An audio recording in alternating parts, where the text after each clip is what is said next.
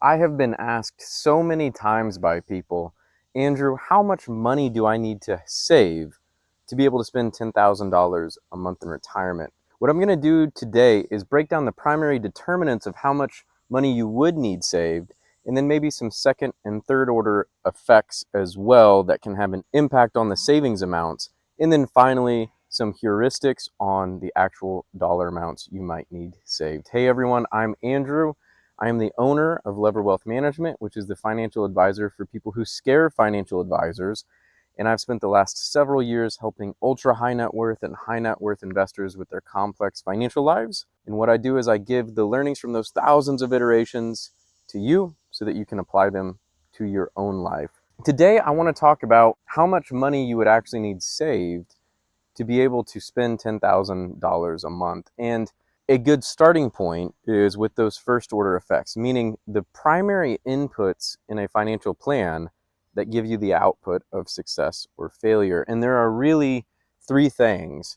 The first is your risk return framework, how much return you are striving for and the risk you have to take to get there. The second is the amount of time that you are needing that money for. And then the third is your spend rate. With this, we're essentially assuming a fixed spend rate, although I will put a little nuance in that towards the end.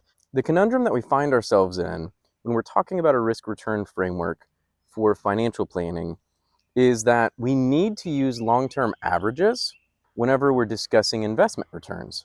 But the problem is your actual rate of return is going to vary significantly based on when you retire and what the markets are doing at that period of time. Furthermore, the higher you go up on the risk spectrum, you're increasing the deviations of outcomes, but you're using a higher average. The first thing we need to do with that is understand we need to talk about a real rate of return, not nominal. And so this has to do with the idea of your real rate of return is whatever your portfolio returns less your personal inflation rate. And most people think about CPI, but almost 35 to 40% of CPI is imputed rent from owner-occupied residences.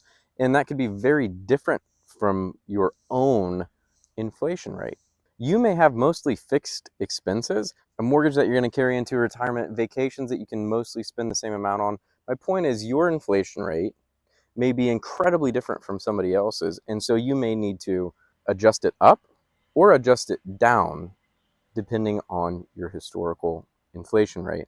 That being said, if I'm a 60-40 investor, 60% stocks, 40% bonds, I could expect a real rate of return of anywhere from 2 to 4%. If I have all fixed income or bonds, I could expect 0 to 2% on a real rate of return basis. And if I'm all equities, anywhere from 4 to 7% on a real rate of return basis. However, like I said a few minutes ago, the problem is, let's assume I use an all equity portfolio. So I'm assuming an 8% gross rate of return and 3% inflation. The static scenario is going to show great. But the problem is if I have all equities, I have a lot of deviation of actual outcomes. And that's where the Monte Carlo analyses come in.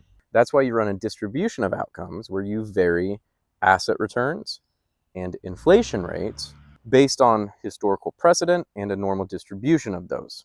Now, the last thing I'll mention with the investment side is I've discussed in many different videos the idea of risk tolerance and risk capacity. If you have low assets, you may need to take more risk than you want. I don't care as much about your risk tolerance. And the inverse is also true.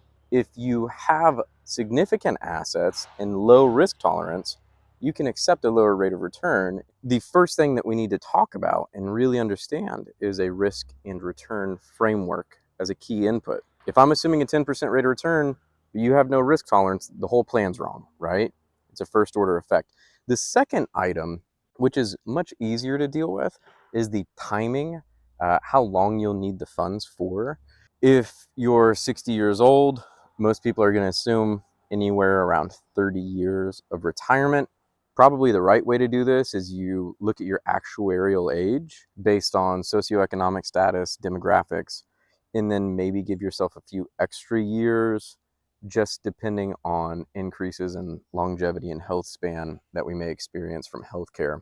Something that I also like to take into account is the genetic makeup of the client's family. You may have the aunt who lived to 97. We should at least have you living to 97 then. Unless there is some physical ailment that's making it seem like, hey, I'm not going to make it more than 10 years into retirement. And even then, I don't know that it's good psychologically to walk into retirement with that mentality. There's definitely the push and pull between realism and optimism. A good rule of thumb is you take your actuarial age, add a few years to be conservative, and if you're married, there's a significant chance one of you makes it to 95 if you're in pretty good health at retirement. And finally, the third primary determinant from an input perspective is your spend rate. And I know at the beginning I said, hey, we're spending $10,000 a month. However, that is assuming an inflation adjusted static $10,000 a month. And what I have found in my practice over the years as a financial advisor is that's not true. People don't actually do that. They tend to front load expenses walking into retirement because they're doing the things that they haven't really been able to experience very much. And then their real spend rate does not keep pace with inflation or their historical inflation rate, like what I was talking about earlier. And so that's called a retirement smile. In addition, they may implement something called a guardrails approach, where if that $10,000 a month, if 5,000 or 7,000 of it's discretionary income that they're wanting, they may pull back if their net worth goes down by 20, 30, 40% relative to somebody else. And so you need to understand what your spending makeup is. Is it mostly fixed expenses? Is it mostly discretionary expenses? Because when you look at the Monte Carlo analysis that you ran, and it says you're 80% of the time having a successful retirement, we need to dive deeper into that 20% and have additional analyses and thinking saying, well, in that 20%, I'm still assuming I'm spending $10,000 a month, but I probably wouldn't take that extra vacation, right? I probably wouldn't do this. I probably wouldn't do that. And so you need to dive into that 20% and run an actual scenario that would correlate with that. I love running a 2000 to 2009 sequence of returns and then implementing a guardrails approach or just reducing your spending by $1,000 a month. You get the idea here. It is unrealistic for us to assume the same spend rate in every economic environment when human psychology still exists, okay? And so the first level thinking is I'm going to run a retirement scenario with static rates of return and static inflation and static spending. Second level thinking is I'm going to run a Monte Carlo analysis. Third level thinking is I'm going to dive into the failures of that Monte Carlo analysis and say, what decisions would I otherwise make if I was living in that reality? Those three are the primary determinants of a financial plan. The secondary effects that they do have an effect on the plan, although not nearly as much as those three, would be things like your assumed tax rates in the plan, your distribution schedule. Are you doing Roth conversions? Do you do qualified charitable distributions? Your healthcare inflation rate? All of these things that may be different for your situation and they at the margin have an impact, they are not going to be the primary determinant of success or failure within a retirement. Now, that being said, when you look at somebody who's wanting $10,000 a month as an income, and we assume they're 60 years old and they're going to live for 30 years, the first question we should be asking is, are they going to have Social Security? Because that is a significant asset. And if you present value back the anticipated cash flows from a husband and wife who would get $2,500 a month or $3,000 a month from Social Security, it's about $1 million present value. So that being said, a portfolio value you should be aiming for as a minimum, if you have Social Security in the $60,000 to $72,000 a year range, would be around $2 million is what you would want. That's a 6% withdrawal rate from the portfolio, but once Social Security kicks in, the withdrawal rate decreases significantly. If you don't have that Social Security benefit, you would want to increase it by about $1 million. So a safe withdrawal rate is about $3 million, right? And some of you are, maybe saying, Andrew, you made me go the whole video just to give me a 4% withdrawal rate. Well, I don't know your actual situation. If you want me to do a case study on your situation, go to leverwealthmanagement.com/ask, where I answer your questions. It's completely free. But that's the starting point. And I think it's important for us to have a discussion on those primary determinants of success within the financial plan. Because if you're willing to be a little bit more aggressive on your spend rate, you might want to be a little bit less aggressive on the investment.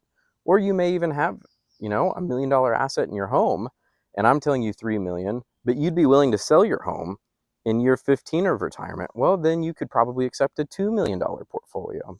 And so the spend rate matters as a starting point, but what truly matters is you getting those first 3 items correct and understanding if you have Social Security, $2 million is probably a good starting point for a safe withdrawal. If you don't have Social Security, you would want to bump that up to around 3 million. And then that portfolio value, if you're not willing to take any risk, you may want to bump that up because your safe withdrawal rate's now lower, and vice versa. So hopefully you see how each of these are interconnected. It is multivariate, and it's hard to give a direct answer, and that's why I spent so much time giving context. But hopefully that discussion is helpful, and until next time.